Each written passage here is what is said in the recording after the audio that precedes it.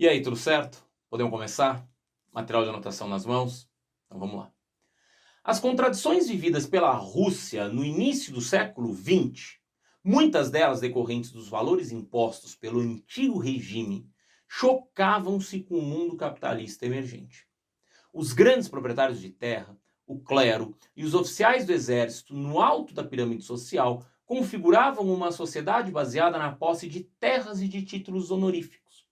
Mantendo uma estrutura que carregava muitos aspectos do mundo feudal, a sociedade russa não mostrava o dinamismo de outras sociedades capitalistas.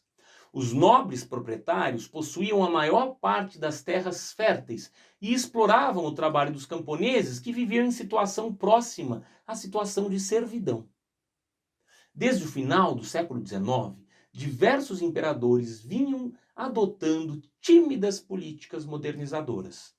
Entre elas estavam a abolição da servidão e o encorajamento de investidores estrangeiros para impulsionar a industrialização na Rússia.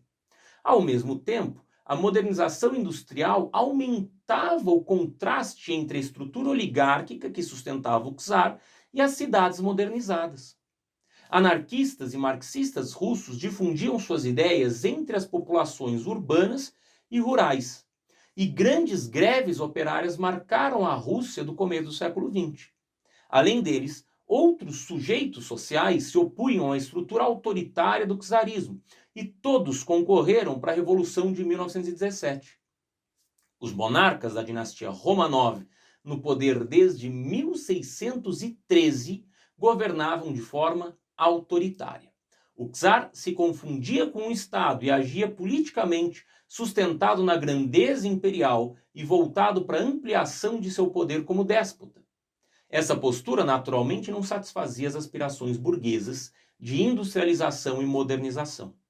A corrosão do czarismo, devido ao seu caráter despótico, em contraste com os regimes constitucionais de muitas nações europeias, também se revelava no plano internacional, no jogo de forças com outras potências por domínios imperialistas, fragilizando o seu poderio e debilitando o regime.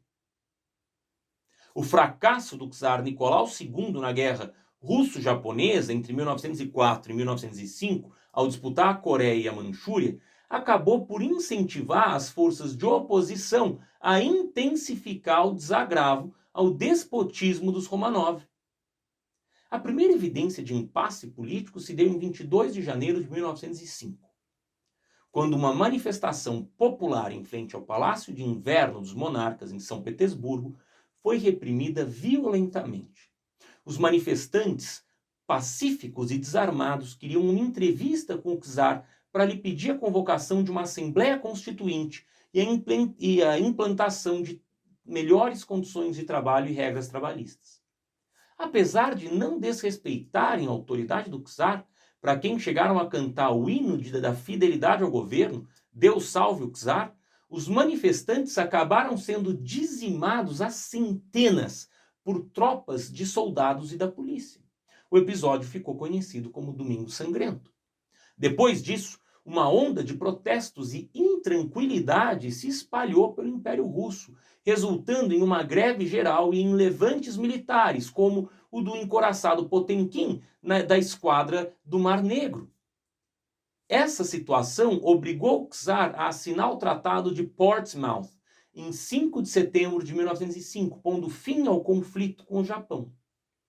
O país foi obrigado a entregar ao Japão, vencedor, a parte setentrional da ilha de Sakhalina e a península de Liaotung, e a reconhecer os direitos exclusivos dos japoneses sobre a Coreia. Diante das crescentes manifestações no mês seguinte, o czar lançou o Manifesto de Outubro, prometendo a instauração de uma monarquia constitucional e parlamentar.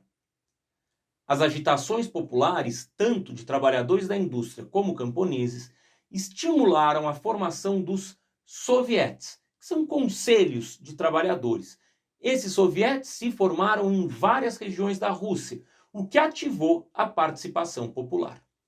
Em 1906, Nicolau II cumpriu a promessa de instaurar uma Duma, que é um parlamento, a fim de redigir uma nova constituição para o país. A Duma, controlada por deputados predominantemente originários das elites nacionais, no entanto, acabou ficando submetida à autoridade do czar, que aumentou seus próprios poderes por meio de decretos. As críticas dos parlamentares levaram o czar no ano seguinte a fechar a Duma. O movimento de abertura do regime czarista mostrava-se oscilante, pendular. Em 1911, a reação absolutista se impôs novamente. A monarquia autocrática czarista convivia com a Constituição, com a Duma e com os sovietes, todos agora sem poderes efetivos. Entre os opositores do czarismo destacaram-se várias agremiações político-ideológicas, como os narodniks, que são populistas, os anarquistas, que são partidários das ideias de Bakunin, e principalmente os social-democratas, que são defensores dos princípios marxistas. Os social-democratas dividiram-se a partir de 1903 em duas facções. Os mencheviques, do russo menche, menos, indicando sua presença minoritária no Congresso da Social-Democracia dos Trabalhadores Russos. Esses mencheviques caracterizavam-se como marxistas ortodoxos e pregavam o desenvolvimento e amadurecimento do capitalismo para só então almejar o socialismo. Eram liderados por Georgy Plekhanov e Yuli Martov. A outra facção dos social-democratas russos era dos bolcheviques, do russo bolche, mais, indicando o caráter de maioria naquele congresso de 1903.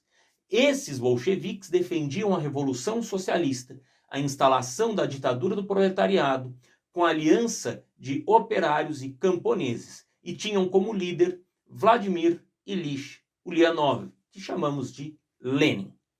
A progressiva divisão dos social-democratas levou-os à separação definitiva em 1914.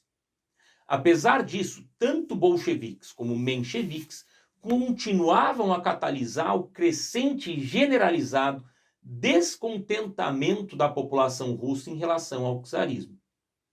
Mas a gente vai ver na próxima aula o que acontece com isso. Já volto.